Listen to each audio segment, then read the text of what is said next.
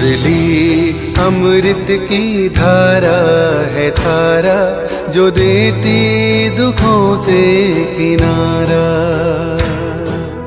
मुरली अमृत की धारा है धारा, जो देती दुखों से किनारा।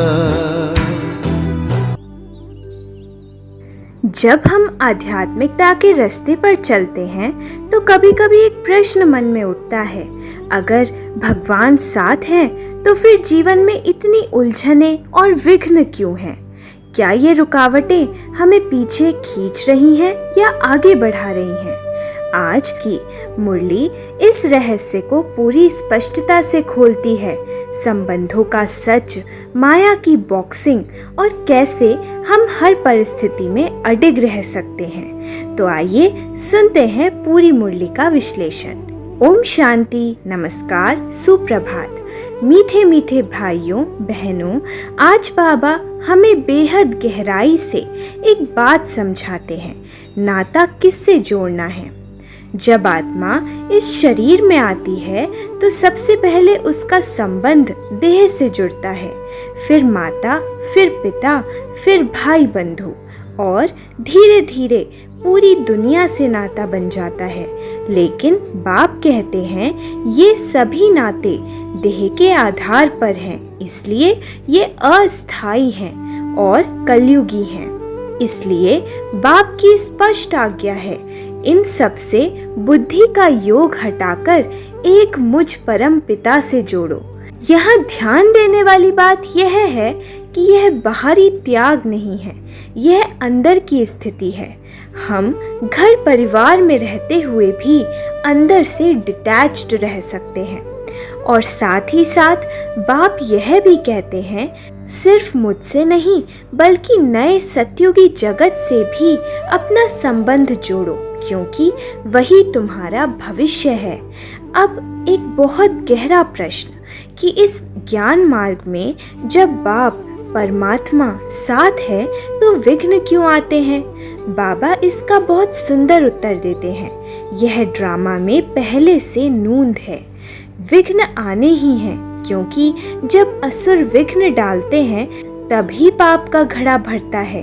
इसका अर्थ है बाप इन्हें रोकते नहीं, क्योंकि यह परिवर्तन की प्रक्रिया का जरूरी हिस्सा है। अब इसे और स्पष्ट करने के लिए मुरली में एक बहुत सुंदर उदाहरण दिया है, माया और आत्मा की बॉक्सिंग।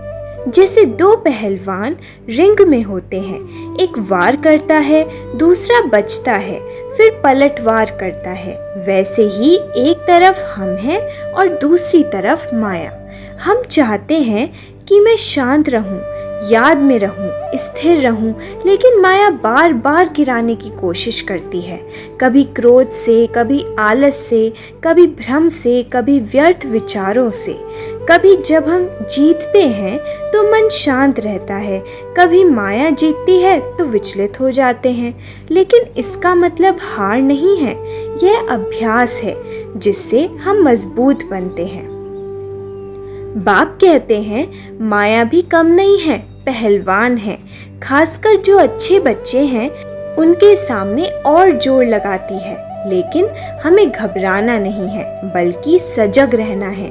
अब एक और स्पष्टता, हम अभी कर्मातीत अवस्था में नहीं हैं, इसलिए कर्मेंद्रियों से कभी ना कभी गलती हो जाती है।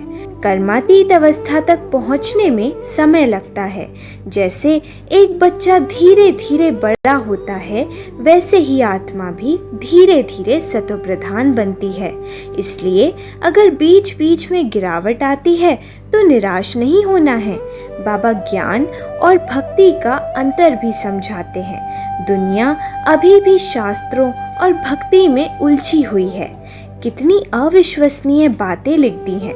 बाप बताते हैं इतने ढेर शास्त्र आदि जो हैं उनमें सच्चाई बहुत कम है, बस आटे में नमक के समान। देवताओं के बारे में भी गलत धारणाएं बना दी गई हैं। जैसे हिंसा करना, कष्ट उठाना, जबकि देवता तो पूर्ण अहिंसक होते हैं। अब बाप स्वयं आकर सच्चाई बता रहे हैं कि तुम आत्माएं 84 जन्मों का चक्र पूरा करके अब वापसी के समय पर हो। अभी तमो प्रधान से सतो प्रधान बनने का समय है और यह बदलाव 1 सेकंड में भी हो सकता है अगर निश्चय दृढ़ हो जाए। लेकिन उस निश्चय को बनाए रखने के लिए लगातार पुरुषार्थ आवश्यक है। बाप हमें श्रीमत देते हैं और कहते हैं जो श्रीमत पर चलेगा वही ऊंच पद पाएगा। यह कोई साधारण पढ़ाई नहीं है, यह हमें सूर्यवंशी राजा रानी बनाने वाली पढ़ाई है। अब बाप बहुत प्रैक्टिकल राय देते हैं। अगर याद में कठिनाई होती है तो चित्र सामने रखो। त्रिमूर्ति का चित्र, लक्ष्मी नारायण का चित्र, ये हमारी बुद्धि को बार बार लक्ष्य की ओर ले जाते हैं। सुबह उठते ही अगर नज़र उन चित्रों पर जाए तो तुरंत याद जागृत होती है कि हम किससे क्या पाने वाले हैं। बाबा एक और विशेष बात स्पष्टता से बताते हैं कि हमें इस ब्रह्मा को याद नहीं करना है, माध्यम को नहीं बल्कि बाप और वर्षे को याद करना है। अब सेवा की बात। हमारा काम है कांटों को फूल बनाना। दुनिया अभी अज्ञान का जंगल है और हम ज्ञान के माध्यम से उसे बगीचा बना रहे हैं। लेकिन इसके लिए अपनी अवस्था मजबूत करनी होगी। हर आत्मा अपनी क्षमता अनुसार सेवा कर रही है और यह भी ड्रामा अनुसार ही चल रहा है। इसलिए बाप कहते हैं तुम्हें तुलना नहीं, केवल अपना पुरुषार्थ करना है। जो करेगा वही पाएगा। अब अंतिम और बहुत शक्तिशाली सूत्र, कर्म करते हुए बाप को याद करो। यही सच्चा योग है।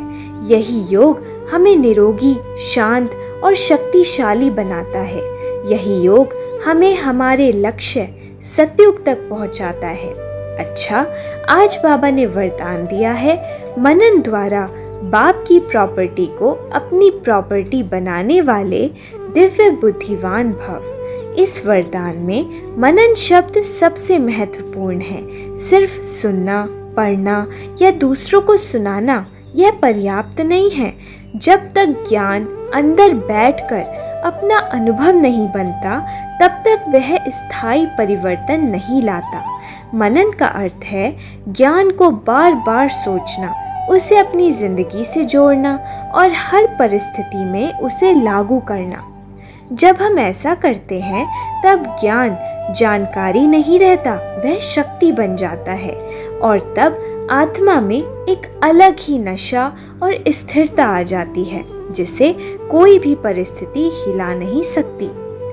आज के लिए स्वचिंतन बिंदु है, क्या मैं अभी भी देह और देह के संबंधों में ही उलझा हुआ हूँ या सच में एक बाप से अपना नाता जोड़ रहा हूँ? जब माया के तूफान आते हैं तो क्या मैं घबरा जाता हूँ या उन्हें अपनी परीक्षा समझकर स्थिर रहता हूँ? इनका उत्तर रात को अपनी डायरी में अवश्य लिखें। अव्यक्त इशारे हैं, महान बनने के लिए जीवन में मधुरता और नम्रता का गुण बहुत आवश्यक है। कभी कभी लगता है कि हम झुकते हैं, फिर भी हमें मान नहीं मिलता, लेकिन यह अल्पकाल की दृष्टि है। जो आत्मा नम्र होती है वही सच्चे अर्थ में महान बनती है। आज आप जितना झुकते हैं उतना ही आप अपने संस्कारों को दिव्य बना रहे हैं। भविष्य में ही आत्माएं पूजनीय बनेंगी जिनमें यह मधुरता और विनम्रता होगी।